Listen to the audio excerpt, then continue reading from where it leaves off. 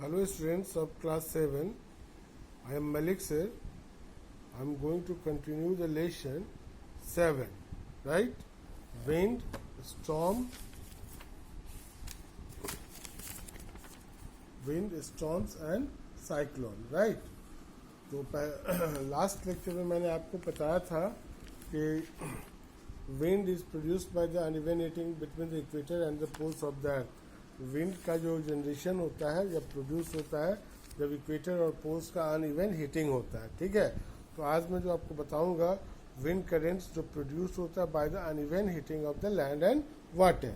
Water और land का जो अनइवन हीटिंग होता है उसके कारण से जो विंड प्रोड्यूस होता है उसके बारे में। ठीक है, समर्स में एक चीज देखिए, पहले एक बात गौर करिए। In summers land near the equator of the earth heats up faster than the water in the ocean. जो इक्वेटर के पास या कहीं पर भी लैंड अगर जहाँ है, लैंड जो है बहुत जल्दी गर्म होता है पानी के तुलना में, है ना। पानी देर से गर्म होता है, देर से ठंडा होता है, लैंड जल्दी गर्म होता है और जल्दी ठंडा होता है। तो समर्स में खासकर जो इक्वेटर के पास का जो समय है, इक्वेटर के पास का जो जगह है बहुत जल्दी हीट होता है। Of earth heats up fast than the water in the ocean. Ocean में जो है वाटर है उसके तुलना में। इसके कारण से क्या होता है, most of the time the temperature of land is higher than that of water in ocean. तो अधिकतर समय जो लैंड का जो टेम्परेचर है ज़्यादा होता है वाटर के टेम्परेचर से जो ओशन में है। इसका मतलब हुआ the air over the land gets heated and rises. जब हीटेड होगा, राइज मतलब हल्का हो जाएगा, एक्सपैंड करेगा, वॉल्यूम बढ़ जाएगा और ऊपर की ओर वो भागेगा। इसके कारण से लैंड के ऊपर क्या होता है, एक लो प्रेशर एरिया क्रिएट हो रहा है। ठीक है, this causes the cooler winds blow in form of the ocean being the higher pressure. दूसरे तरफ जो ओशन फ्लोर है उसके ऊपर, ओशन के ऊपर का जो एयर है वो क्या है, ठंडा है, क्योंकि ओशन ठंडा है ना, वो देर से गर्म होता है, इसलिए उसके ऊपर का जो एयर है अभी भी बहुत ठंडा है। ठीक है, तो वो क्या करता है, ठंडा है इसका मतलब वो ओशन फ्लोर के पास है, वहाँ हाई प्रेशर जोन है, वहाँ से वो हवा जो है लैंड की ओर जहाँ वो खाली जगह हो गया है, लो प्रेशर एरिया क्रिएट हुआ है, उसको भरने के लिए रस करता है। ठीक है, और ये जो ब्लो है the winds blowing from the ocean towards the land in summers. और समर्स में खासकर विंड जो है ब्लो करता है आपको ओशन से लैंड की तरफ, है ना। ऐसी को हम लोग समर मॉनसून विंड्स कहते हैं, और जिसमें कि मॉइस्चर बड़ा रहता है और इसी के कारण से जो हमारे कंट्री में बारिश होती है ना। These monsoon winds carry a lot of water in the form of water vapour from the ocean and bring large amount of rain on land. ऐसी जो विंड करेंट है, जो विंड वहाँ से जनरेट होकर लैंड की तरफ भागता है, इसके कारण से बारिश होती है। इसी को मॉनसून विंड भी कहते हैं, है ना। In India the land gets heated much more than the water in the Arabian sea. India के आप इधर में जाइए, वेस्ट में तो अरेबियन सी है और ईस्ट में बे ऑफ बंगाल है। तो यहाँ क्या है, तो लैंड जो जल्दी गर्म होता है, तो वहाँ पर लोअर समर की बात हो रही है, तो लैंड जल्दी गर्म होता है और वहाँ का जो एयर है भाग जाता है ऊपर की ओर, राइज कर जाता है, चूँकि उसका वॉल्यूम बढ़ जाता है एक्सपैंड करने के कारण से, वो हल्की हो जाती है, ऊपर की ओर शिफ्ट कर जाती है ना। वहाँ लो प्रेशर एरिया क्रिएट होता है।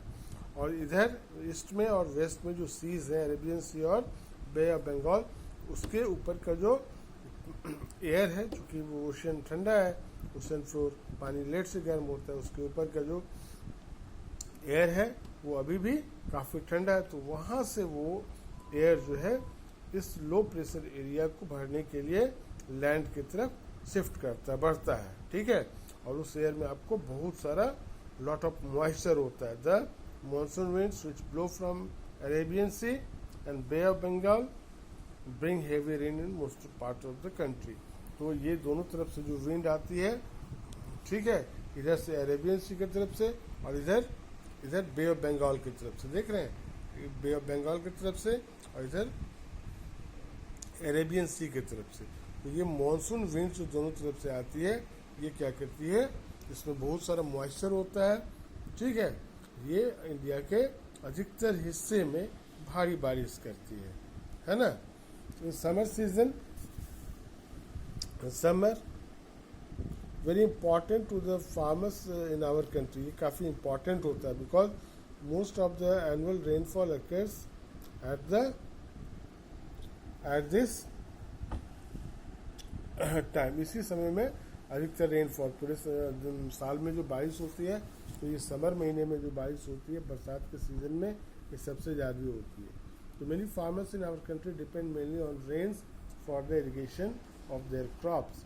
तो हमारी कंट्री में अभी भी हमारे उतना इरिगेशन का सिस्टम उतना डेवलप नहीं हुआ है इसलिए फार्मर्स जो होते हैं मेनली रेन पर डिपेंड करते हैं, खासकर खरीफ क्रॉप के लिए, पैडी क्रॉप्स के लिए, है ना, धान वगैरह के लिए, जो जहाँ पर उसको ज़्यादा पानी की जरूरत होती है। In winters on the other hand wind blows from the land towards the ocean.